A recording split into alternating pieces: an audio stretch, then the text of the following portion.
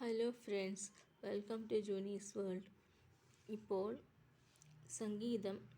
சங்கீதம் மத்தேயு, லூக்கோஸ் இப்படி அதிகாரத்தை வாசிப்போமானால் நமக்கு வசனம் ஆண்டவராகிய இயேசப்பா பேசுவதை நாம் உணர முடியும்.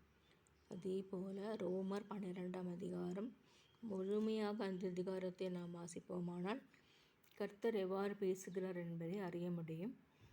அது ரோமர் 12ஆம் அதிகாரம் 14ஆம் வசனம். உங்களை துன்பப்படுத்துகிறவர்களை ஆசீர்வதியுங்கள், ஆசீர்வதிக்க வேண்டியதே அன்றி செபியாதிருங்கள்.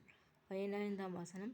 சந்தோஷப்படுகிறவருடனே சந்தோஷப்படுங்கள், அழுகிறவர்களுடனே அழுங்கள்.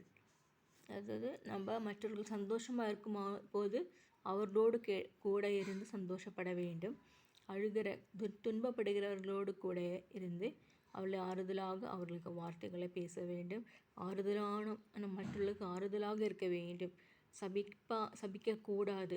மற்றவர்கள் சபித்தால் நாம் மன்னிக்க வேண்டும். இது இந்த அதிகாரத்தில் கிறிஸ்டியன் ஃபீச்சர்ஸ்.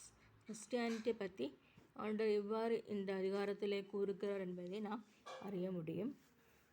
அதே போல் ரோமர் 12ஆம் அதிகாரம் 21வது வசனம். நீ தீமையினாலே வெல்லப்படாமல் தீமையை நன்மையினாலே வெல்லு. தீமைகளை கண்டு துவண்டு போகாமல் நாம் நன்மையினாலே வெல்ல வேண்டும். நன்மை செய்வோமாக. மற்றவர்களுக்கு நன்மை செய்ய நாம் கடமைப்பட்டு இருக்கிறோம். அதற்காக கர்த்தர் நம்மை அழைத்திருக்கிறார். இந்த வீடியோ பிடித்திருந்தால் ஷேர் பண்ணுங்கள், லைக் பண்ணுங்கள், சப்ஸ்கிரைப் பண்ணுங்கள். நன்றி.